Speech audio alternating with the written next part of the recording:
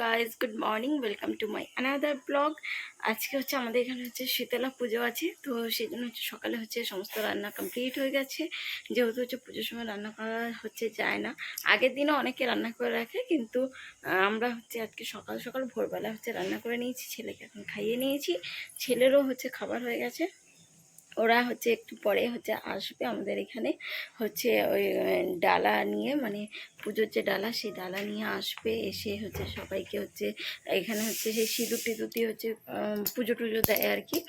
আর তারপর হচ্ছে ওই পাখার হাওয়া করে, তাল পাতার পাখার হাওয়া দেয়। তো চলো ভিডিওটা তোমরা কন্টিনিউ দেখতে থাকো, আর আমি চেষ্টা করবো তোমাদেরকে দেখানোর। তো চলো ভিডিওটা তোমরা দেখতে থাকো। আমি এখন হচ্ছে বাড়ি থেকে হচ্ছে বেরিয়ে গেছি, এখন হচ্ছে যাচ্ছি যেখানে হচ্ছে পুজো হবে আমাদের পাড়ার হচ্ছে মন্দিরের ওখানে যাচ্ছি। ওখানে হচ্ছে মিষ্টির দোকান আছে, ওখানে থেকে হচ্ছে মিষ্টি আর ডাব কিনে হচ্ছে পূজা দিয়ে দেবো। তো চলো ভিডিওটা তোমরা কন্টিনিউ হচ্ছে দেখতে থাকো।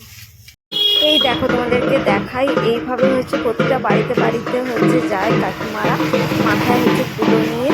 এই দেখো, এই দেখো এখন হয়ে গেছে রাত, এখন আমি, ছেলে আর মা আমরা তিনজনে যাচ্ছি হচ্ছে যেখানে পুজো হয়েছে মন্দিরে, সেখানে হচ্ছে এখন প্রসাদ, যেটা হচ্ছে সকালে পুজো দিয়েছিলাম সেই প্রসাদটাও নেব, প্লাস হচ্ছে এখানে এখন হচ্ছে খিচুড়ি ভোগ প্রসাদও মানে দিচ্ছে ওই শালপাতাতে করে, তো সেটাও একটু নেব যেহেতু হচ্ছে ঠাকুরের প্রসাদ সেই জন্য। তো দেখো লাইন দেখো, আর এখন আর দেখো আমি এখানে হচ্ছে কুপনটা দিয়ে দিয়েছি, মিষ্টি আর প্যাকেট যেটা দিয়েছিলাম পুজোর জন্য সেটা হচ্ছে চলে আসবে, এক্ষুনি কালেক্ট করব এখান থেকে। আর তোমাদেরকে ঠাকুরও দেখাই চলো।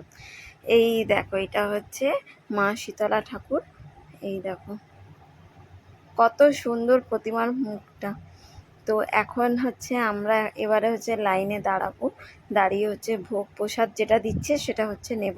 তো আজকের ব্লগ এতটাই, দেখা হবে আবার নেক্সট